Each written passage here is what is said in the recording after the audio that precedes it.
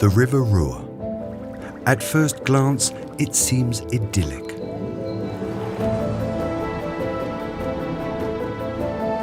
But nowhere else in Europe has man sacrificed nature for his own interests as profoundly as he has here.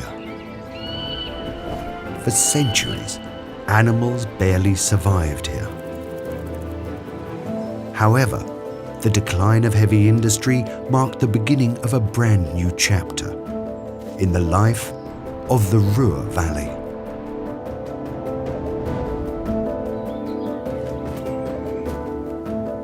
A place where plants and animals are now reclaiming what seemed to be lost forever.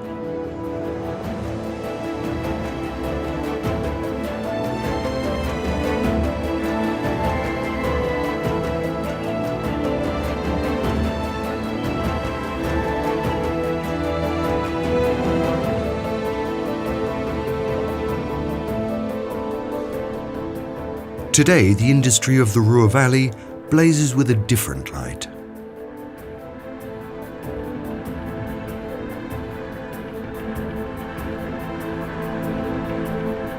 Instead of molten steel, the former steel mill of Duisburg-Meiderich is now illuminated by light installations. There are no other signs of life. But that doesn't mean there is no life.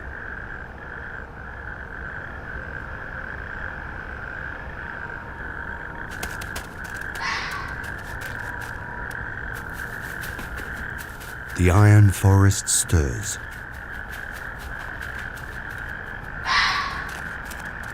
Why are desolate wastelands irresistible to some animals? What are they looking for amongst the scrap metal and steel monsters?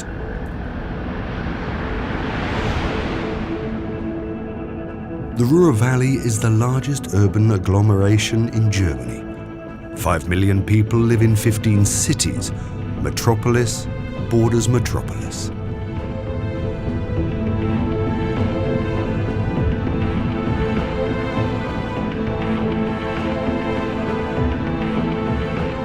For a long time, it seemed there was no space for wildlife.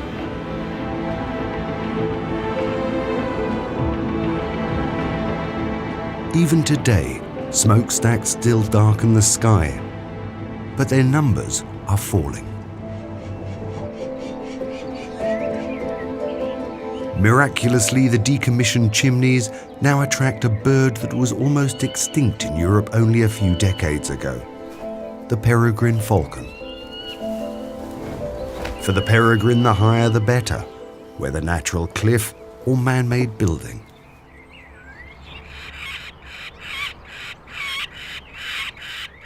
Its chicks are only 3 weeks old and have already developed a hearty appetite.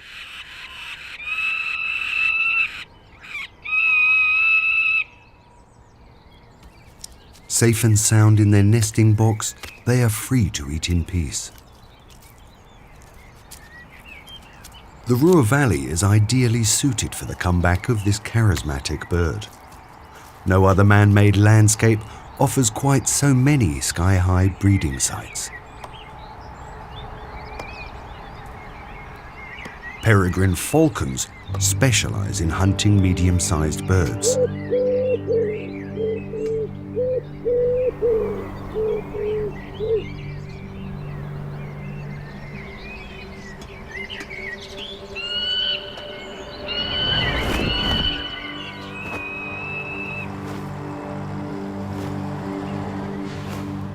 The wood pigeon is now a common bird in the region, and the perfect size.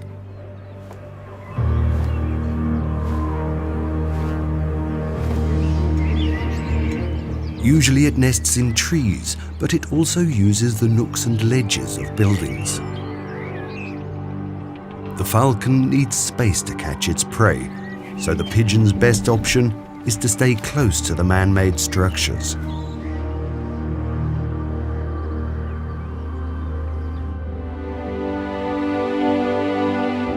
The River Ruhr flows 120 kilometers down the valley and lends its name to the whole region. Despite once being Europe's biggest industrial area, a few green areas have survived. The remains of the riverbank forest suggest how it might have looked 300 million years ago. Vast rainforests growing in a tropical climate. Decaying trees then sank into the mud and were transformed over millions of years into what humans most desired: coal.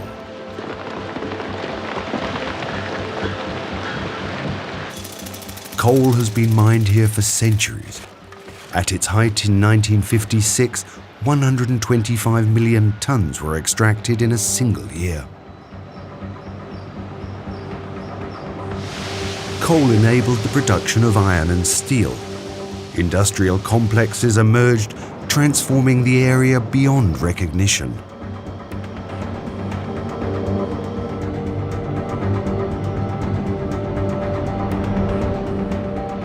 The decline began in the 1970s, when demand for the Ruhr's coal began to dwindle. And the number of industrial ruins began to rise.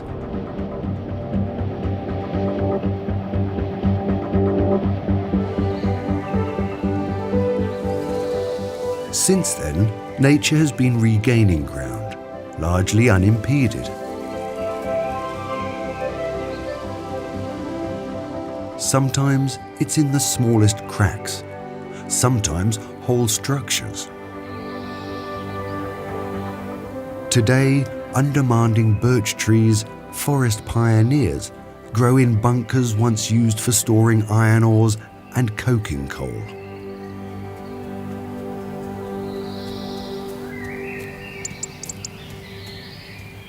Foxes are famous for their ability to adapt to new habitats.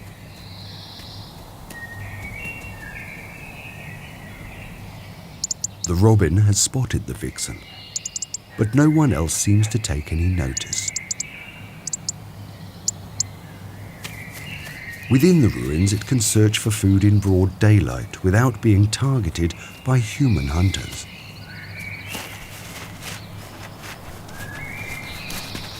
Countless cracks, holes, and fissures provide ideal hideouts for mice and other small animals, the fox's preferred prey.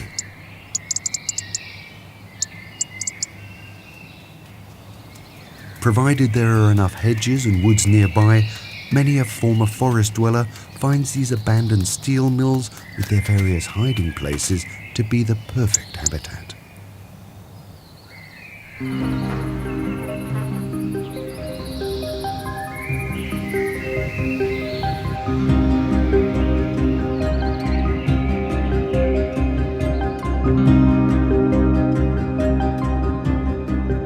But where factories were only demolished a few years ago,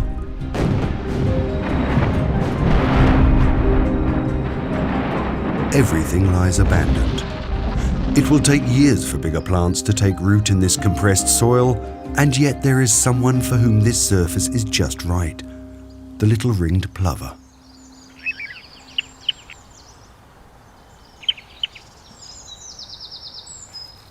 Perfectly adapted to life on gravel banks, this family is looking for spiders and insects.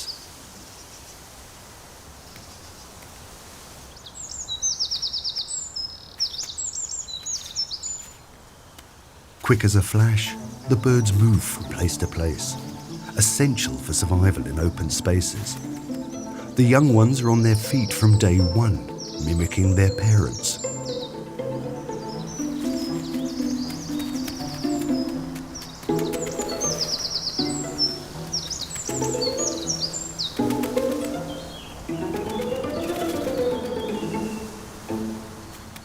In recent years, the birds have become increasingly rare as their usual habitat shrinks. New breeding sites like this demolition area are a great help.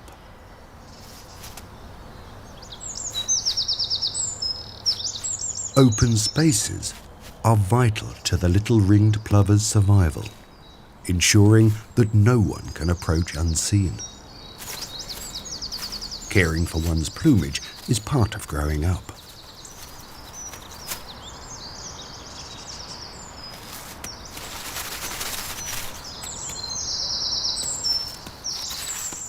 Even though the young ones will soon fledge, they still seek their mother's warmth and shelter.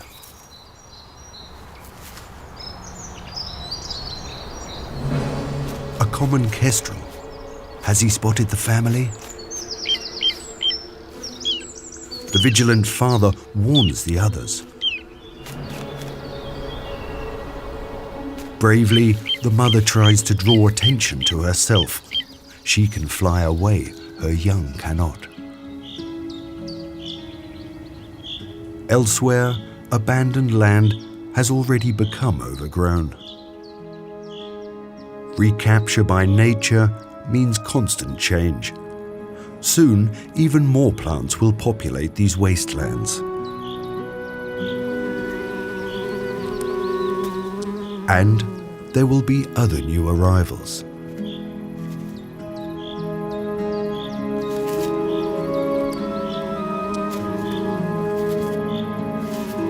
Plant pioneers like the viper's bugloss have a hard time on the compressed and poisoned ground. But where they succeed in settling, they offer insects a taste of paradise.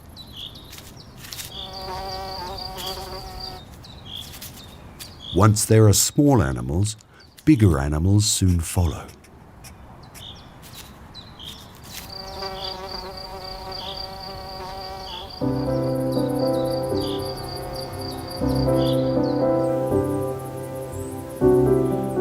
Where vegetation and abandoned equipment provide enough cover, one popular garden dweller finds shelter. The hedgehog has a hard time surviving in clean and tidy suburban plots with neatly trimmed lawns. But here, there are plenty of hideouts for this mother and its offspring.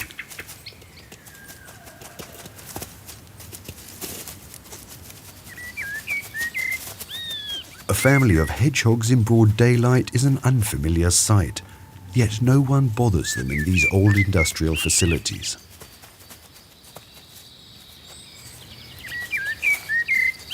While this male is off looking for food on his own, his sibling still begs for milk as mothers nurse their young for 6 weeks.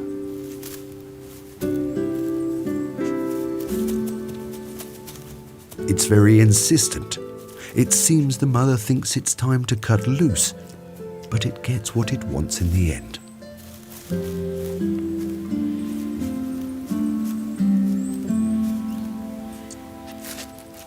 There are plenty of treats to be found in the foliage.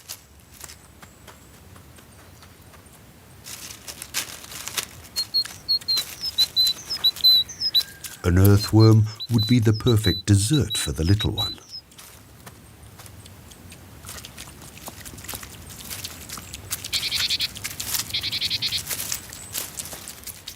But the brother has no intention of sharing.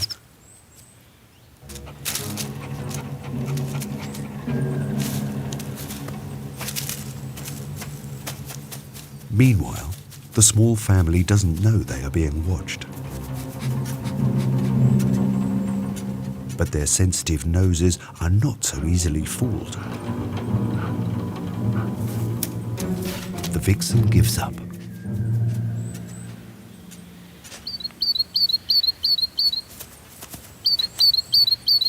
There are many interesting hideouts in amongst the rusty mining gear, some of them offering shelter.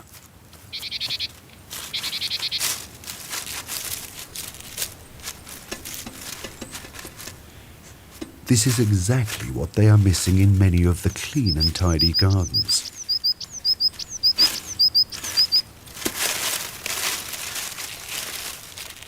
The best shelters come from a time when the Ruhr region was exploited to its fullest.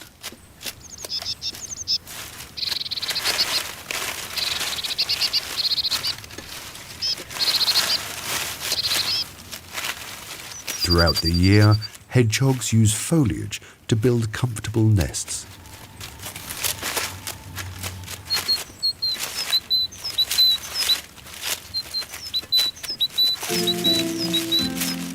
An ideal place to sleep.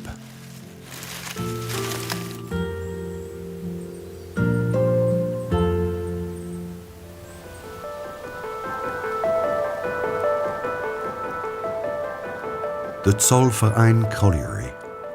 What used to be the largest coal mine in the world is now an industrial artifact. By the end of the 60s, output was still at 3 million tons per annum. The mine was abandoned for good in 1986 after 135 years of service. Today, many slag heaps are popular tourist attractions. To animals, they offer little but hard soil. Rainwater accumulates in large puddles, but it's nothing permanent.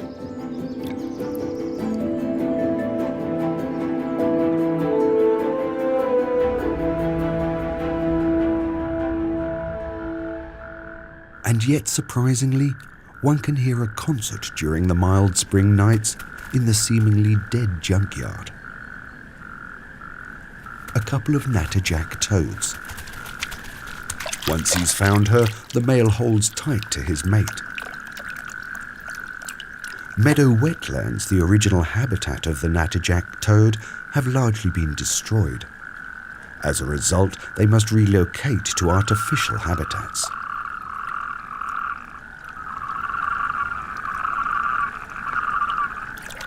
In the throes of passion, the male grabs her the wrong way. It takes a while for them to find the right position again. Today, the endangered toads can be found in very high numbers on the wastelands between Rhine and Ruhr. But why and how? Firstly, the tiny bodies of water exist so briefly that no predatory fish can settle. Secondly, the water doesn't drain immediately, giving the tadpoles the 3 weeks they need to develop into fully grown toads, the shortest period needed by any amphibian in a temperate zone.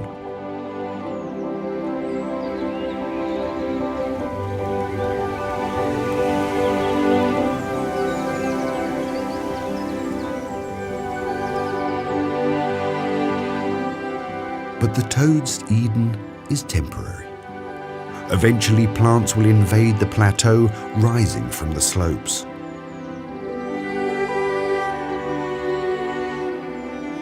Of course, these huge heaps have come from underground. Mining often leads to cave-ins, and groundwater fills these sinks, creating fens and lakes. Now, they form a patchwork of different wetlands, along with the remains of the Ruhr's old water meadow. A watery wilderness attracting many animals, including the grey heron. These stork-sized fishermen nest in large colonies in tall trees, preferably close to water.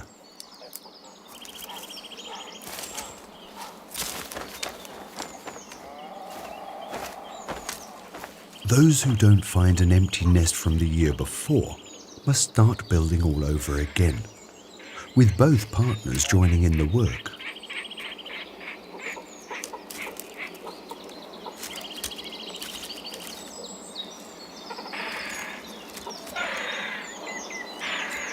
Once business is taken care of, it's time for pleasure.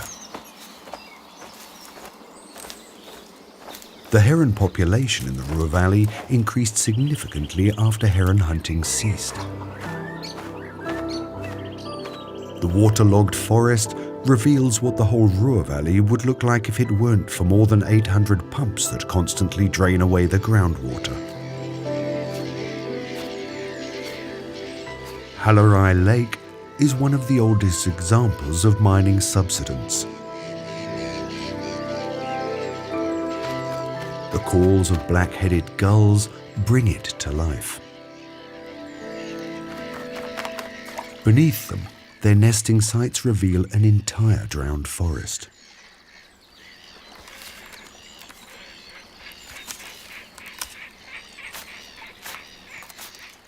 Compared to other colonies, this one seems small, but it is one of the most significant in densely populated Germany.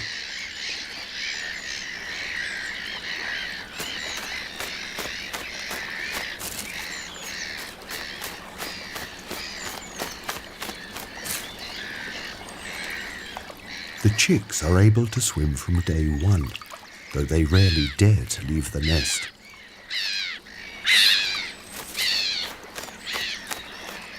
For the little one, the nest is shelter. Despite a rotting cadaver washing up, the parents refuse to abandon the site.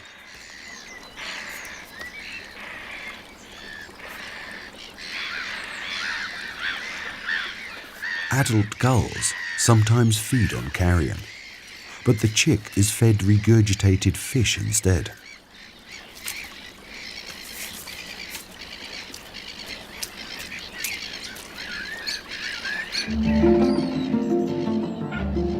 It's hard to believe that this oasis is just an unintended byproduct of mining.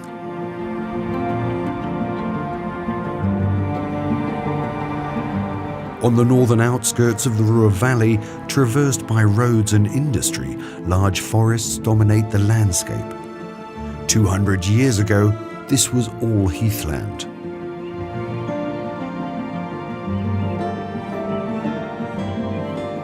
Incredibly, these woodlands also owe their existence to mining, as the mine shafts had to be supported by wooden pillars.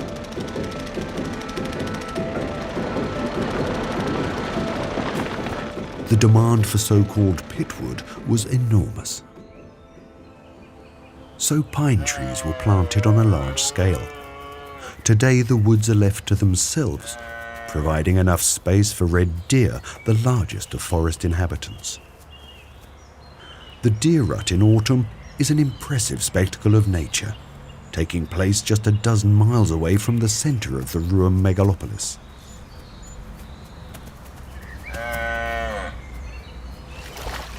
Roaring stags impress both rivals and does with their far-ranging calls.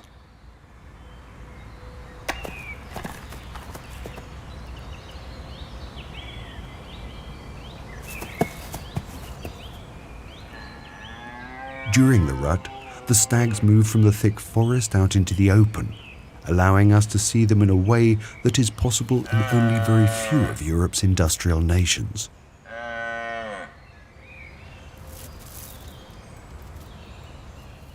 As only the strongest male is allowed to mate, stags do challenge each other, but real fights only break out rarely.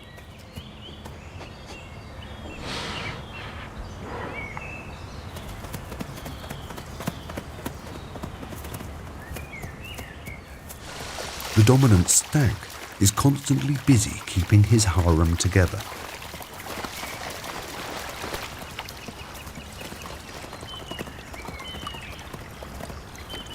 Who the females will mate with is still unclear.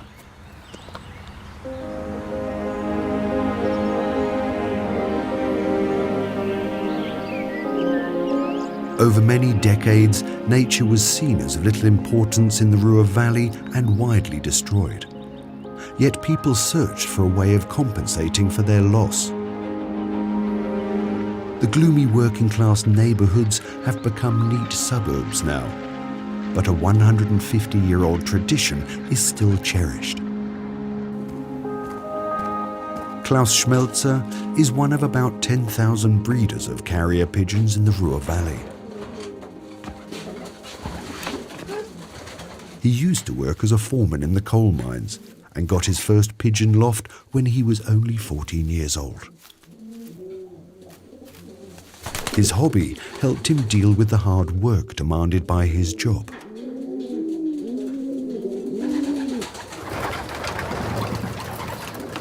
As the number of miners falls, so does the number of pigeons.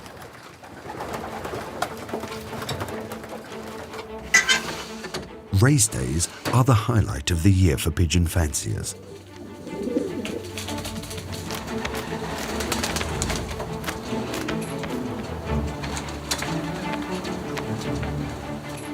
But to be successful, the birds have to train regularly.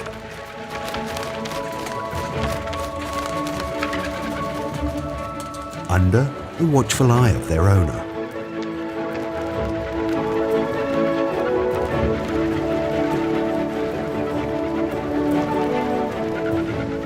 For about 2 decades now, the airways have been getting more dangerous.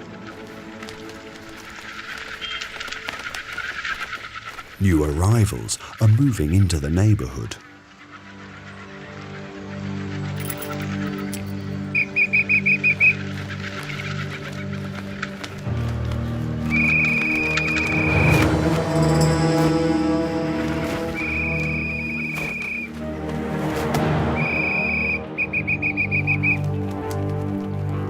Occasionally, the odd pigeon fails to return. Peregrine falcons don't distinguish between wild pigeons and those beloved by breeders.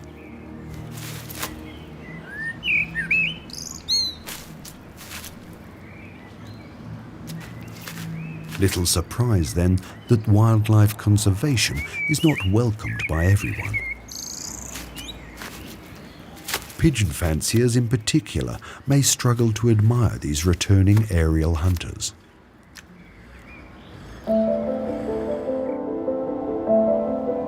In many places, today's Ruhr Valley appears quite green.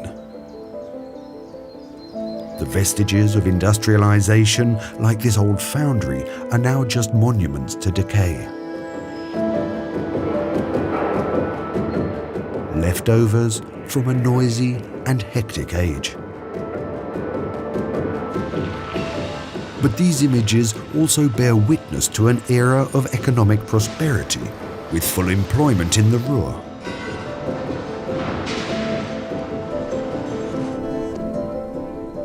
Today, this hall provides space for industrial nature and a hiding place for a secretive hunter.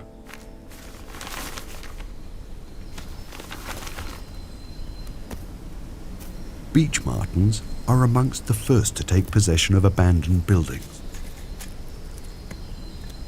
As former rock dwellers, they have adapted well to living in man-made structures.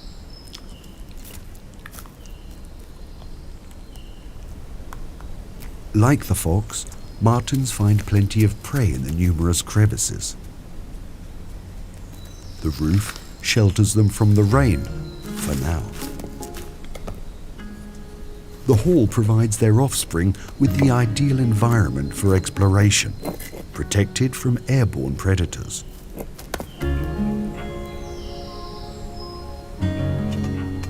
Though it's not always easy.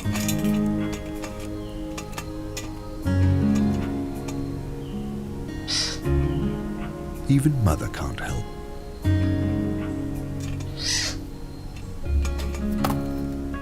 She has other things on her mind. There's an abundance of little rodents in these ruins, making them ideal spots for a mouse catcher.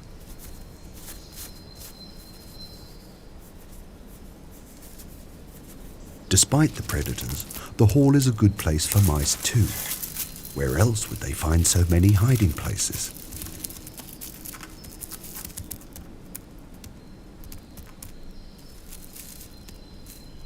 Fortunately for the mouse, the marten is soon distracted.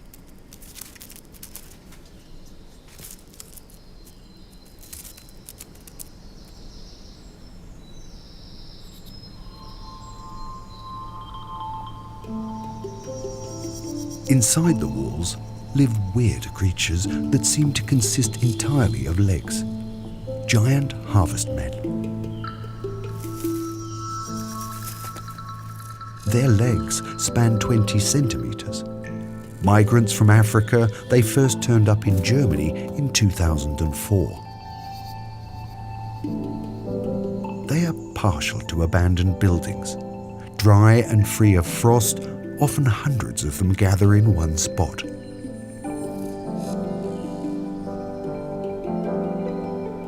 When threatened, they shake their bodies to warn neighbors and confuse predators.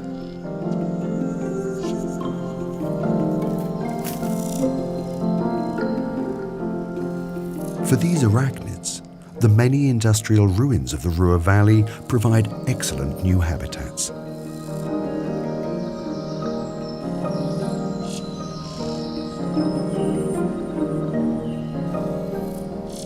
But these bizarre creatures aren't the only animal migrants here.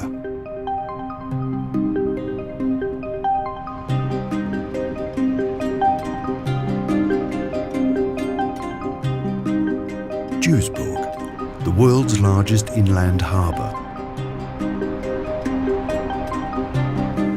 Animals that usually live much further south have settled down here.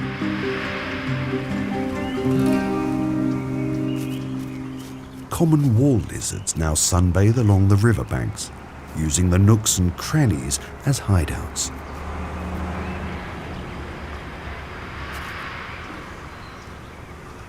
Somehow, Duisburg Harbour now boasts one of the most northern populations of the species.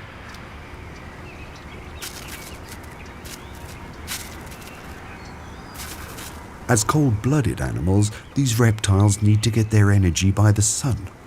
Fortunately, the Rhine Valley has a warmer climate than other places on this latitude.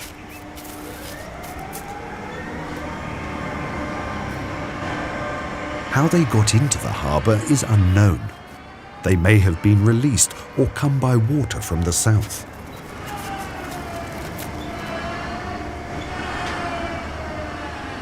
A different immigrant surely came by ship. The Chinese mitten crab. Introduced to the North Sea at the beginning of the last century, it has now conquered the Ruhr and the Rhine, amongst other places.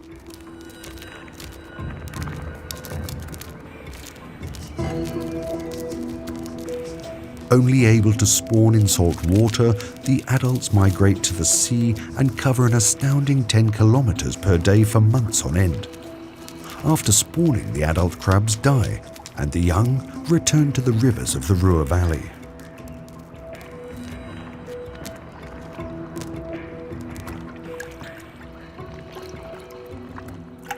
Along the way, they must repeatedly return to the water to find their food.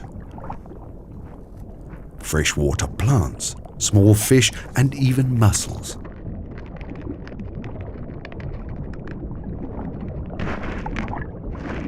The crabs break open the shell with their strong claws.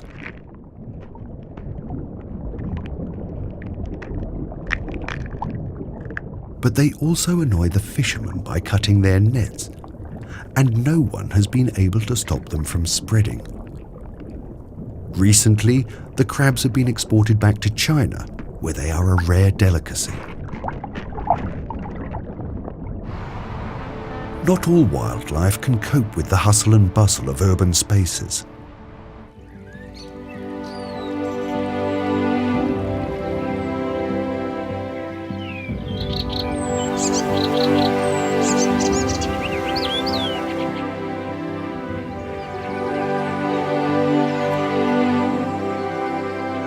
The water meadows of the Ruhr are often called the green lungs of the industrial region, a retreat for many more sensitive species. However, it isn't as pristine as it first appears. This is not a European beaver. They disappeared before industrialization and have yet to return.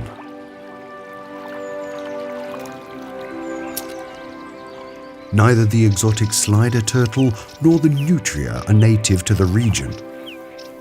Nevertheless, in the protected areas of the Ruhr's floodplains, they find shelter alongside many original inhabitants.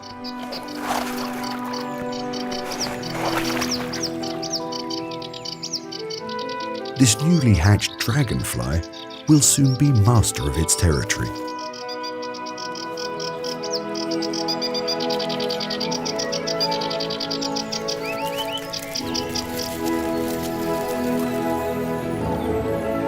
And even a rare grass snake has made the area its home.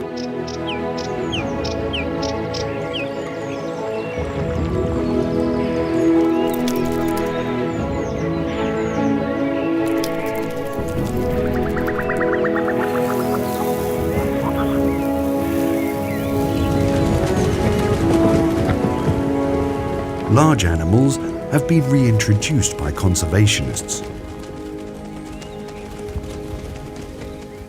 Since the beginning of the 21st century, part of the rural water meadows have been grazed by a herd of semi-feral heck cattle. Reminders of a time when cattle herding was common in the Ruhr Valley.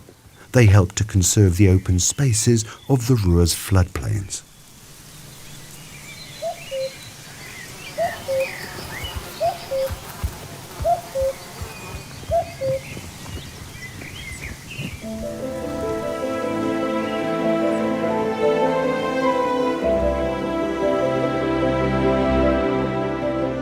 The Ruhr Valley features a fascinating mix of ancient and new natural landscapes. More than 150 artificial table mountains now rise above what was once flat country, reaching heights of up to 100 meters. Some slag heaps are still used and grow into bald mountains.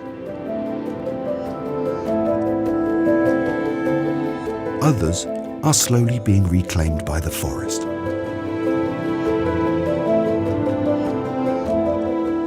Incredibly, the bare, poisoned wastelands still represent paradise to a number of specialists.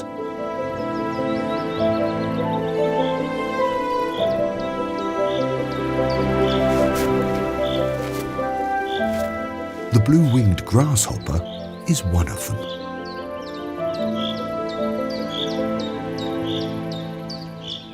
Perfectly camouflaged on the rocks, it avoids any unnecessary movement, just like its close relative, the slender blue-winged grasshopper.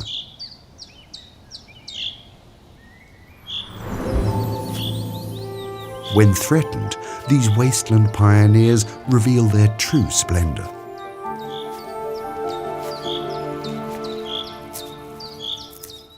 They are perfectly adapted to life on the ground and feed on low-growing plants.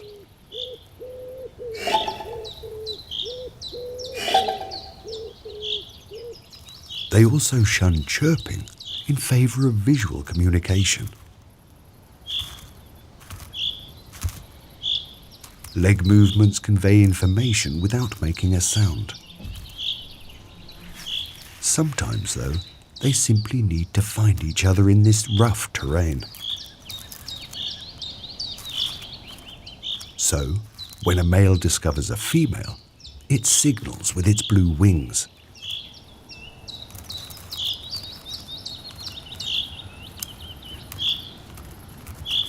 A match made in slag heap heaven.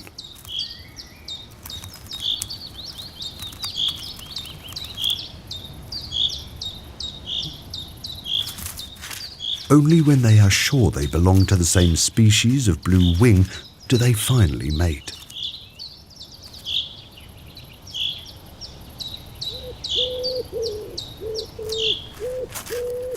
Natural barren landscapes have almost vanished in Central Europe, and the grasshoppers depending on them are highly endangered.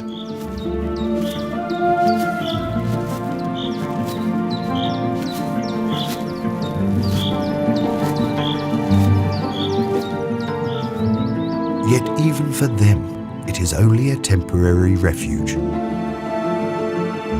In the end, nature won't be stopped. One day, everything will be cloaked in green once more.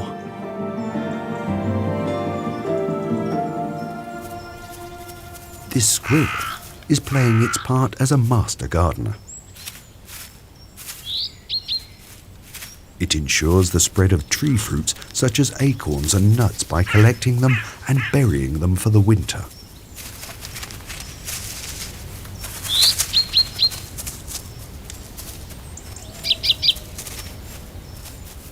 But the eager collector doesn't dig all of them back up.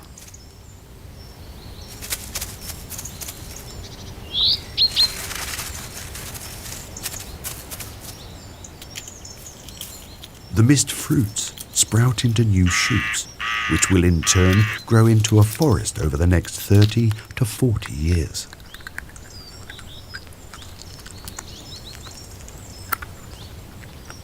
It takes time for nature to heal itself, and in many places heavy industries are still in operation.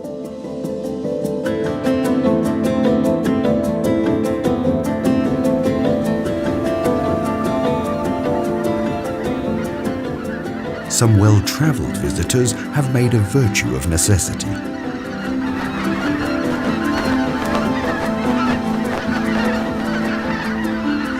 The towers of the power plant do not bother the resting greater white-fronted geese. On the contrary, thermal discharge causes the highly coveted winter seed to remain mostly free of snow.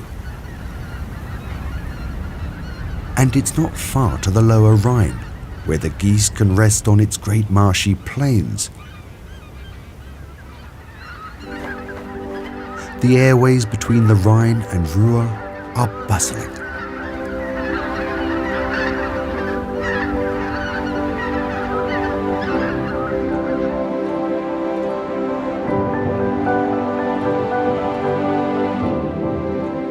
Great industrial complexes are still growing, and stacks are still smoking in many places of the Ruhr Valley.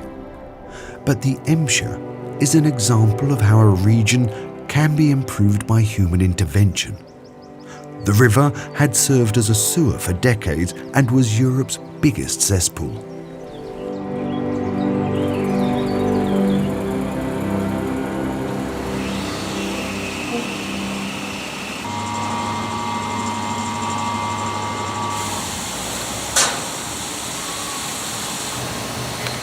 For the past 25 years, a massive effort has been made to direct the wastewater, 70% of the river's volume, underground.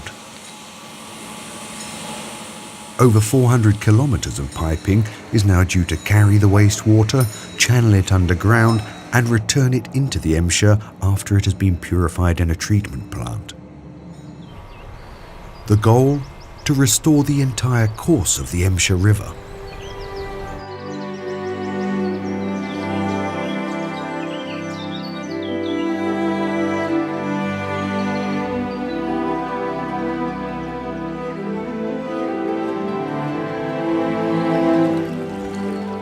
Where it's already free of her concrete corset, it meanders through the landscape, clear and clean. The new habitat appears to be tailor-made for the banded demoiselle.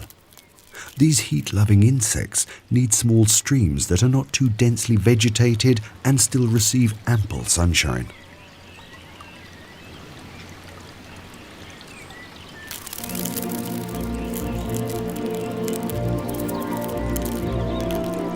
The green-coloured females are well camouflaged.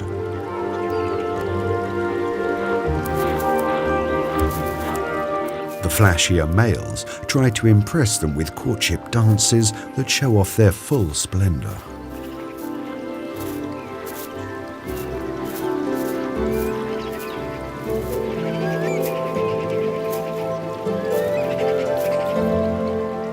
They use their coloured wings as signals and to drive off other males from their territory, which barely stretches a few square metres.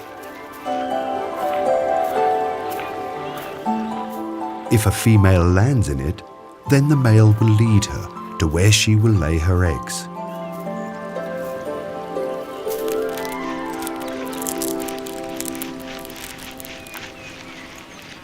The couple then form the usual mating wheel. Shortly afterwards, the female lays her eggs, and the larvae hatch about 9 weeks later.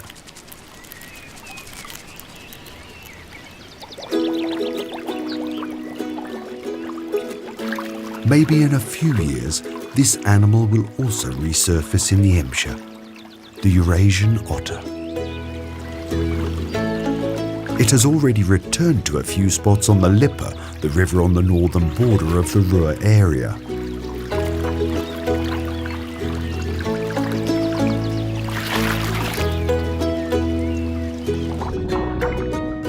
This big marten needs clean waters in which to hunt for fish.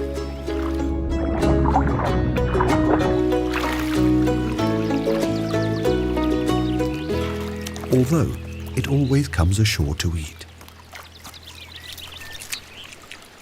For 50 years, the Eurasian otter was extinct throughout North Rhine-Westphalia as it was unable to find clean water.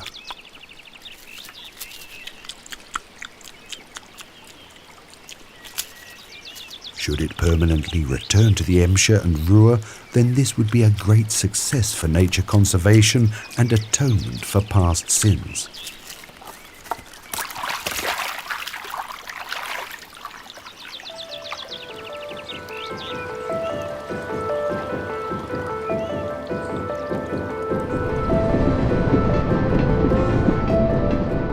For decades, the air in the Ruhr Valley was polluted and the land exploited and abused.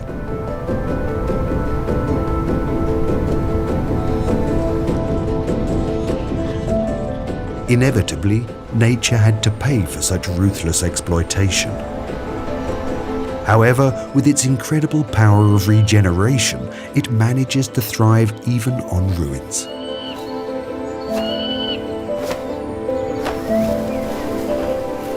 The peregrine falcon is clearly one of the beneficiaries of the structural changes that have occurred, even if it was with the help of man. The Ruhr region is now home to more of these elegant raptors than anywhere else in Germany. Smokestacks act as surrogate rocks. This year's brood was nurtured well by the breeding pair, one of 100 in the region. The young birds are now fully fledged. But their maiden flight is a leap into the unknown. They have no choice but to trust their wings.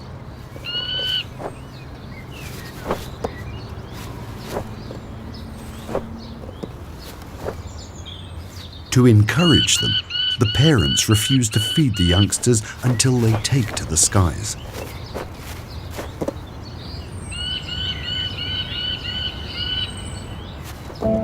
And so they do.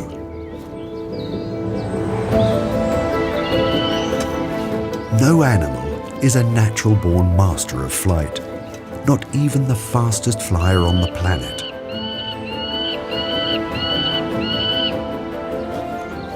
The young falcons are unaware that it used to smell, smoulder, and rumble here.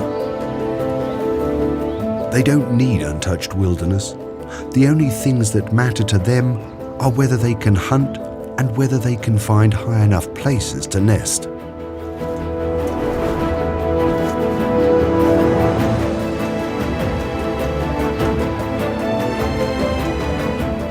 Today, many of the steel giants appear to be nothing but legacies from another era.